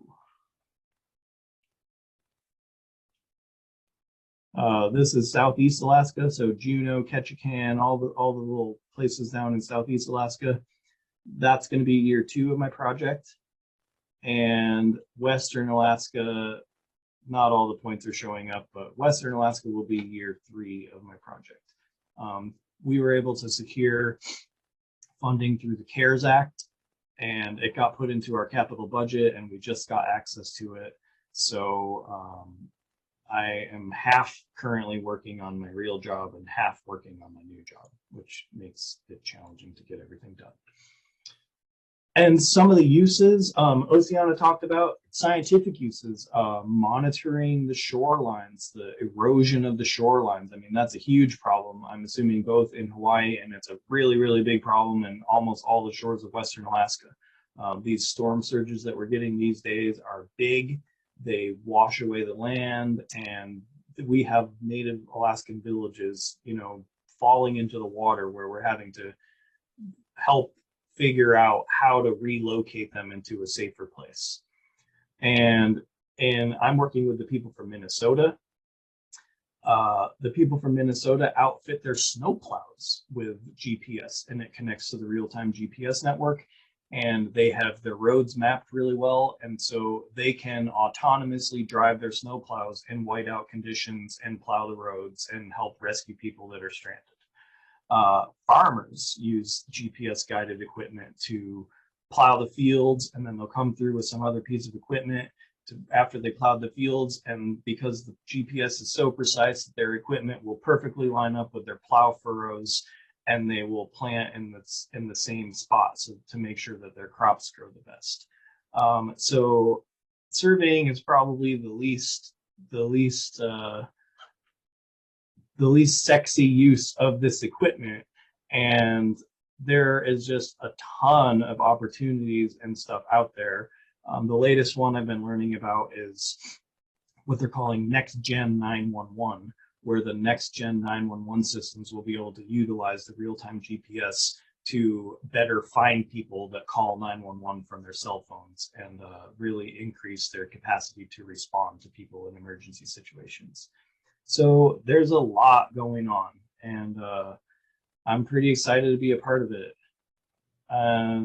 So I made it to the end. I was almost on time, Luciana. I was going to put a picture of my dog here, but it wouldn't upload. That was great, Pete. I think that was an excellent presentation. And you covered things because we're unable to cover in the class because, you know, it's just one class.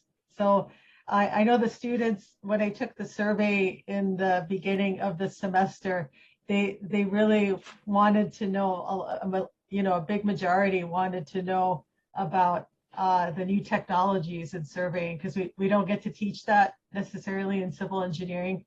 And a lot of them are very interested. So you really covered that, you know, with the laser scanning and the 3D civil, because the AutoCAD they're going to learn is going to basically be isometrics and 2D, because I have to, you know, teach them the basics. But that's really the real challenge of 3D data, because we still live in that world. And so being able to parse down your 3D data into a usable CAD format for design engineers to use is a very difficult thing to do. Yes, yes. And can everyone turn on their cameras really quick? And then we have, if it's okay with you, we have time for a couple of questions. Thank you for staying on, Pete. I know it's 6:30 there, but I know the students are very interested in this. And yeah, I would love to stick around and answer any questions you guys might have.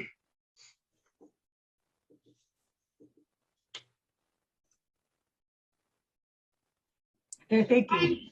I have one. I was given a parcel recently for my job, and they are asking me to draw the property lines. And I've been instructed to design everything using perfect minutes. One of the reasons why is because they say it's easier for the land surveyor. Is that true? Is it easier for you guys if it's in perfect minutes? Could you tell me what you mean by perfect minutes? So like not using any seconds, like just degrees and minutes? Yeah, so everything's just like 0, 0 for the seconds. I mean, I think ultimately with computer software today, it's probably not that big of a deal, because you're going to be able to put everything in AutoCAD and run your checks and balances totally in the computerized environment. it makes it easier. If you had to draft it by hand, it would definitely be easier. And I still actually have people that submit preliminary plats to me that they do by hand. Okay, thank you. You're welcome. Any other questions? Yeah, feel free to ask. I had a question about the laser surveying thing. Yeah. So do you have to like clear the intersection? Like how does moving things affect the results? So there are so many points with the laser scanner that you don't. I did try to get up early, so I would go, like, you didn't see many cars in that. I think I got up at 6 a.m. and I went to that intersection at 6 a.m. But the cars also might have been cleaned out. So I don't have the same software because that was a previous job. And as a finished product, I might have cleaned that noise out of the project. But ultimately, if a car drives by, I'm only going to get a little bit of it. And it's just going to be some points that when I'm doing my evaluation, those points are going to get cleaned out. Because ultimately, what I want out of it for a CAD product, at least, is a bare surface. So I'm going to use a bunch of algorithms from the software and end up creating a bare surface. And that's pretty much the same workflow that you would use with any drone technology that you're using too. Yeah, are they using that a lot in Alaska? I assume they're starting to. I know they are in Hawaii, especially because we have some steep regions which are dangerous. So they're trying to incorporate more of that LiDAR technology. Yeah, we use it for our little drone. We wouldn't want to do more than like 10 or 20 acres with it. It'd be really hard for us to process it. We just don't have that much computing power. If I were to do anything bigger than, if I were going to do anything like 100 acres or bigger, I think I would outsource it to somebody that had a real airplane. My little thing can only fly for 15 minutes. It might be able to cover 2 acres in each flight. So, depending, but yeah, for these small little jobs, pretty much all of our subdivisions are 10. We'll have areas of interest of 10 to 20 acres, and we'll fly those. And process that LiDAR ourselves and save us. Well, I don't know how much money we actually save. None of us are that great at processing it yet, so we're still in the learning curve. Yeah, I know Costco had them for about $1,000, but yeah, that this one looks one, better. We have one of those that uses a structure for motion processing. We don't use it that often because we're flying over a lot of tundra, and I've never really used. I know that my DOT friends, they have a DJI Phantom. That's probably what you're thinking of. They can buy a Costco for $1,500. They use that thing and they check it religiously with on the ground truth data on the ground with GPS, and on their hard surfaces, they're getting within a tenth. Wow. I mean, that's huge That for is $1,500 of equipment, and then however much the software costs. They've got it down, and they're very good at it. We don't use ours that much, but I'm doing a lot of raw land, so I don't have the hard surfaces that they have. how is the iPhone? I know that they have the new LiDAR technology. I haven't messed with it at Yeah. all. I don't have one of those, so I don't know. But I bet it's pretty cool. For a small little thing, I bet it models it pretty well. I bet the students probably know. They probably Yeah, you have guys one. probably know more than us about that. Yeah. And then we have a question. How's the financial situation, pay and all? I make pretty good money in Alaska. I'm pretty on par with civil engineers. I have been for most of my career. I think maybe when I first started out, I was a little bit less, but I would say at this point in my career, when I was at my best judgment is when I was at the city of Fairbanks. I worked in the engineering department, and my job classification was the exact same job classification as the top engineer. So I was the same classification as him, and we made roughly the same amount of money. So you guys might be interested, after civil engineering, you might be really interested in going into surveying. So it's like, it's just a thought, the options. You're like, wow, I like surveying better than civil engineering. So I don't know. And you might not figure that out for 10 years, Yeah, yeah, projects. So maybe one or two more questions and then we'll call it quits. Quick questions.